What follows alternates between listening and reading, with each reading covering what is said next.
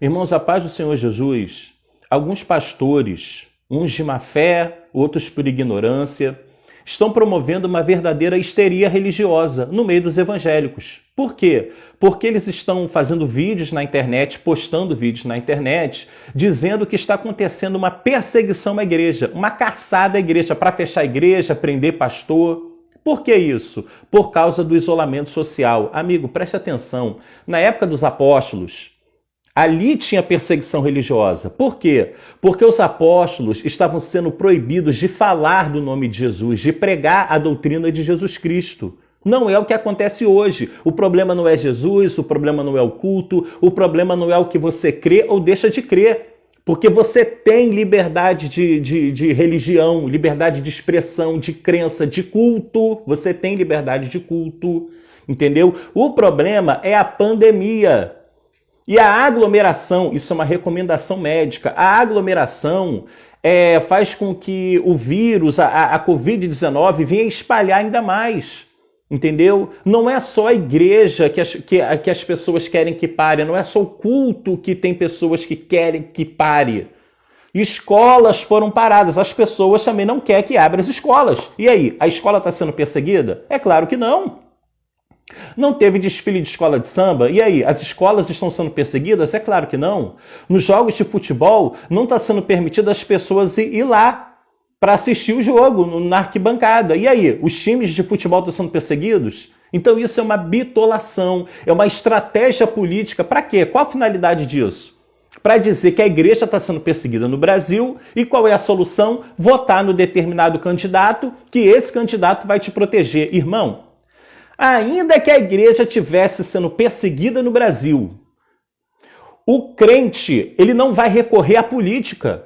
Os apóstolos eram perseguidos e quando eles eram perseguidos, presos, mortos, torturados, eles não recorriam à política. Eles dobravam o joelho, falavam com Deus e Deus ia lá resolver. Deus ia lá e abria a porta da prisão, como fez com Pedro, com os apóstolos, com Paulo e Silas. Então, se a igreja estivesse sendo perseguida no Brasil, a solução é buscar Deus e não votar no candidato tal. Poxa, isso é uma malandragem, né, irmão? Então, é recomendado que se pare com aglomeração. O problema é aglomeração, é multidão. Esse é o problema. Deixa eu te falar uma coisa. Você deixar de estar naquela congregação, isso não atrapalha a sua vida espiritual, não atrapalha a sua comunhão com Deus. Entendeu? Até porque nós sabemos que igreja não é pedra, não é tijolo. A igreja não é aquele templo. Nós somos o templo do Espírito Santo e a igreja somos nós.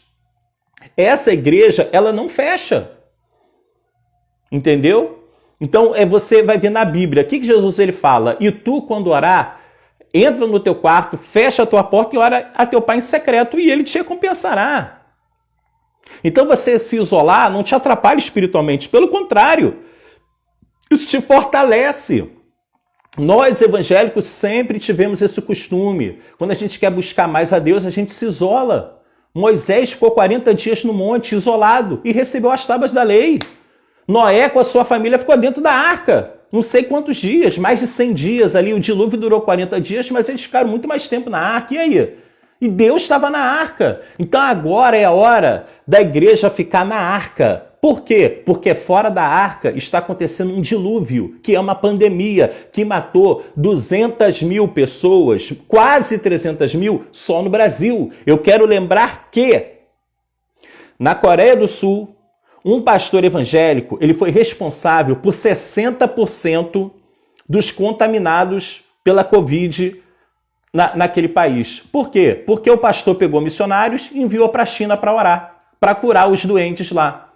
Não curou, contraiu a doença e ainda levou para o seu país. Esse pastor teve que pedir perdão. Por quê? Porque a Bíblia diz, vigiai e orai. Se você ora, mas não vigia, a sua oração é em vão. Então o que isso significa?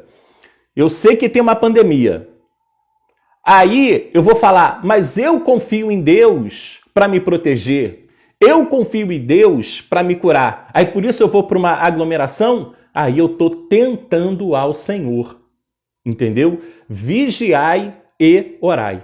Tá bom? Deus abençoe a todos.